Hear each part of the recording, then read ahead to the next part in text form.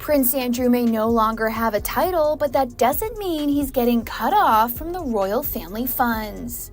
After King Charles III announced he's formally stripping his younger brother of his royal title, more details are emerging about what the now Andrew Mountbatten Windsor's life as a private citizen will look like. You saw the headline, Prince Andrew settles civil case. You saw the number £12 million, but you were never shown the private war that price tag triggered.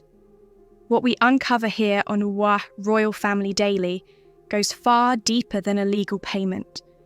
This is about a series of leaked, desperate pleas for money that expose a prince stripped of his identity, fighting a humiliating battle for financial survival behind the palace walls. The public saw a fallen royal. The private emails reveal a man realizing his own family's treasury has closed its doors to him forever. The settlement with Virginia Giuffre was a seismic financial event, but it was merely the single largest item on a ledger already drowning in red ink. Let's break down the untenable equation Andrew faced by the summer of 2022. First, his official income, the £249,000 annual sovereign grant for his duties, was gone, severed in 2019. Next, his primary residence, the 30-room Royal Lodge, costs a reported £400,000 per year, just in basic maintenance, staff and utilities.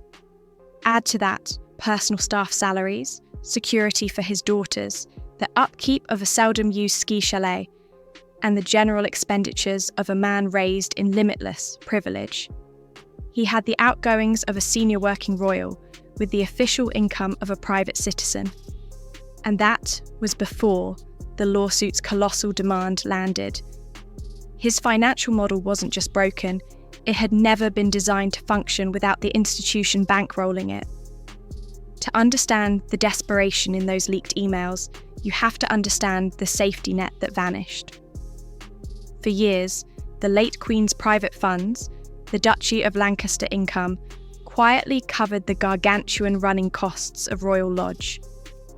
This wasn't a formal arrangement, it was a maternal subsidy, a way to keep a troublesome son comfortable and, crucially, quiet. Insiders say this created a dangerous bubble for Andrew. It allowed him to believe that while his public role was over, his private lifestyle was untouchable, a permanent fixture funded by a permanent monarch. His entire economic reality was built on the longevity of a 96-year-old woman. Her passing in September 2022 wasn't just a personal loss, it was a catastrophic fiscal event. The Duchy of Lancaster income stream passed directly to the new king, Charles III. Andrew's personal ATM was suddenly and definitively switched off. The clock started ticking. This is where the private panic became communicable. According to detailed reports from palace insiders to outlets like The Telegraph and The Times, Andrew's team began a frantic lobbying campaign in the wake of the Queen's death. The leaked emails and memos show a prince arguing not from a position of strength, but of bewildered entitlement. He didn't just ask for money, he made a case for it.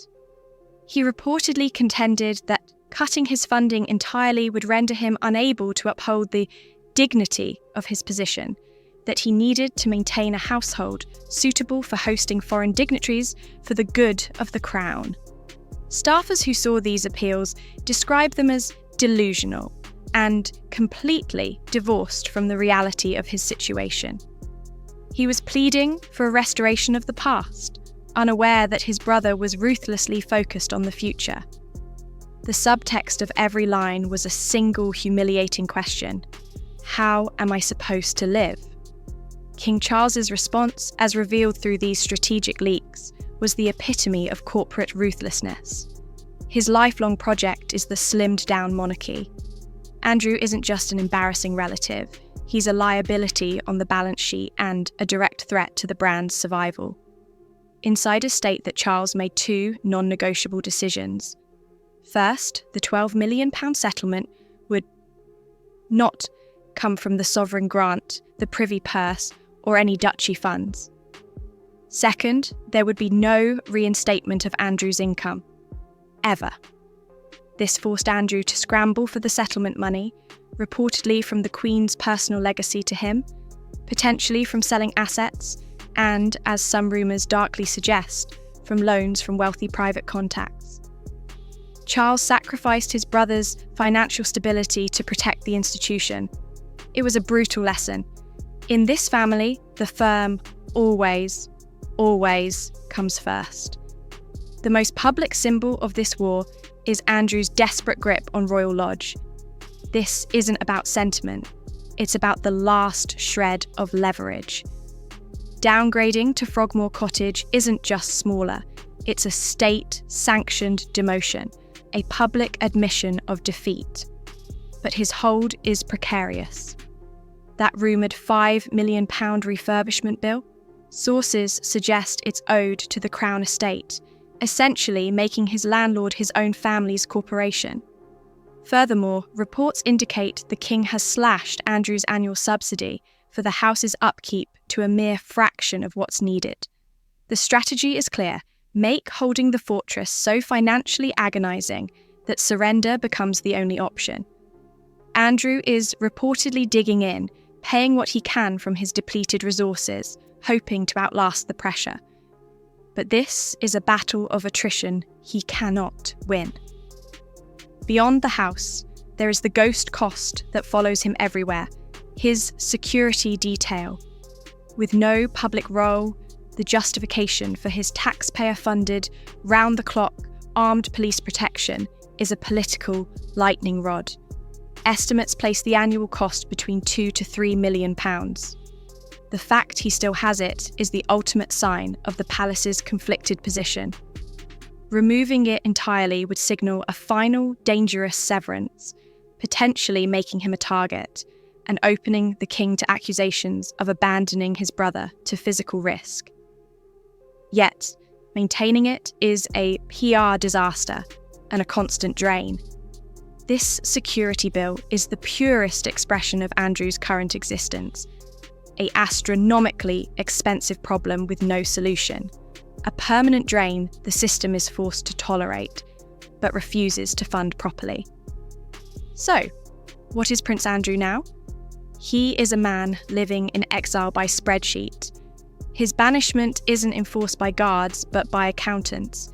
Every trimmed allowance, every rejected funding request, every unpaid maintenance bill is a brick in the wall separating him from the functioning royal family. The leaked emails were the smoke signal from inside that prison. They revealed a man finally confronting the cold truth. His birthright has been voided. His future hinges not on redemption, but on his brother's willingness to keep funding a humiliating, passive existence. And all signs point to that willingness running dry. The story of the leaked emails is the story of a royal fantasy colliding with a financial audit. It proves that in the modern monarchy, scandal isn't punished with shouts, but with silent, devastating budget cuts. But here's what I want you to think about. With King Charles tightening the purse strings for everyone, could this ruthless financial model be a preview for other spare royals in the future? Could we see similar pressure applied elsewhere in the family? Let me know your theories in the comments.